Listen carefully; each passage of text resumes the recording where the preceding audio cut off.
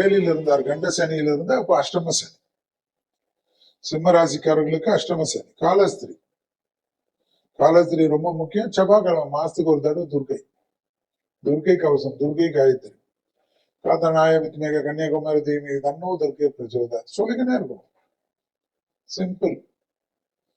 இல்ல ஓம் சக்தி, ஓம் சக்தி, ஓம் சக்தி சொன்னாவே போதும். தெய்வம் நமக்கு இஷ்டப்பட்டு மந்திரத்தை சொல்லி தெய்வம் வரும். மத்தவங்க சொல்லி கொடுத்தெல்லாம் வரணும். உங்களுக்கு என்ன பிடிக்குது அம்மா அம்மான்னு சொன்னாவே வந்துருமா. ஆனா மனசால பிரார்த்தனை செஞ்சு சொல்லும். வேலையில் ரொம்ப கவனமா இருக்கும். அவங்க ஹெல்ப் பண்ணுவாங்க, இவங்க ஹெல்ப் பண்ணுவாங்க, அவங்க அதை செய்வாங்க, இவங்க இதை செய்வாங்க, எல்லாம் நிறைய பேர் வருவாங்க. உத்தியோகம், தொழில், வியாபாரம், படிப்பு. குறிப்பா 24 வயசை கடந்த சிம்மராசிக்காரங்க ரொம்ப ஜாக்கிரதையா இருக்கும்.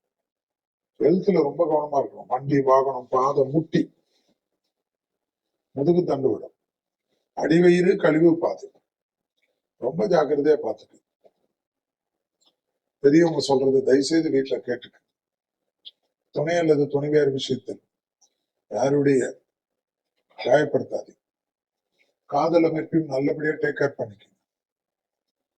போன் பண்றது, எனக்கு என்ன செஞ்சேன்னு சொல்றது, நீ ஃப்ராடுன்றது, நீ இதுன்றது எல்லாம் பண்ணீங்கன்னா டக்குன்னு அவங்களுக்கு ஒரு நல்ல இடம் கிடைச்சிடும், நீங்க மாட்டிப்பீங்க. அப்புறமா புலம்புறது, பெட்ரூம்லயே உட்காந்துக்கிறது, அழுவுறது, டவல் தான் ரொம்ப ரொம்ப சிந்தி சிந்தி மூக்கு சிந்தி சிந்தி டவல் தான் இதுவாகும்.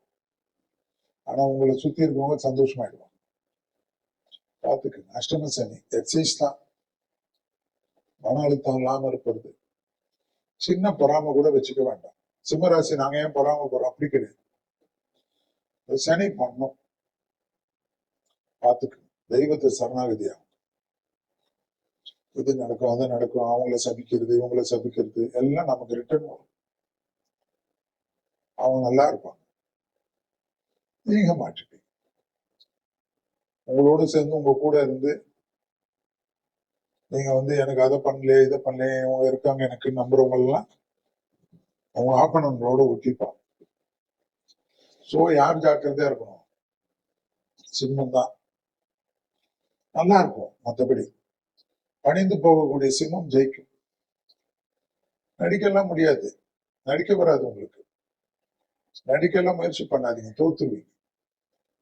டோட்டலா சரண்டர் ஆயிடுங்க. அது எனக்கு தெரியாது எந்த அளவுக்கு உங்களுக்கு தசாபுத்திகள் எப்படி இருக்கு. இந்த காலகட்டம் வாகனங்கள், பயணங்கள், புது அறிமுகங்கள், மீடியா மோகத்தில் இருக்கக்கூடிய சிம்மராசிக்காரர்கள் ரொம்ப கவனமா இருக்கும். ஏமாற்றங்கள், சட்ட சிக்கல்கள்லாம் வரும். கொஞ்சம் கேர்ஃபுல்லா பார்த்துட்டு. புரியுதா? சிம்மராசிக்காரங்க ரொம்ப ஜாக்கிரதையா இருக்கும். மறந்துடாது. எப்பயுமே சிம்மம் எனக்கு பிடித்த ராசி. ஆனால் இந்த காலகட்டத்தில் சிலதெல்லாம் சொல்ல வேண்டிய கடமை எனக்கு. சரண்டர் ஆவதுதான், தெய்வத்தை சரணாகதி அடைவதுதான். ஜென்மத்தில் ராகு, ஜென்மத்தில் கேது, 7ஆம் இடத்தில் ராகு. கோளாறு பதிகத்தை சொல்வது, கோளாறு பதிகத்தை கேட்பது, விடாமல் சொல்வது நன்மை. பத்திரமா பார்த்துக்கணும். பிள்ளைகள் விஷயத்தினால் பிள்ளைகளுடன் தர்க்கம் வேண்டாம். குறிப்பாக சிம்மராசி குழந்தைகள் எங்கேயாவது ஒரு தேவையில்லாத வம்பு வழக்குகளில் சிம்மராசியுடைய குழந்தைகள், அவங்க எந்த ராசியமா இருக்கலாம், அவங்க போய் மாட்டிக்க கூடாது. அதுவே உங்களுக்கு பெரிய படபடப்பெல்லாம் ஏற்பட்டும். ரொம்ப ஜாக்கிரதையா பார்த்துக்க. பதட்டம் இல்லாமல் இருக்கக்கூடிய சிம்மம் ஜெயிக்கும்.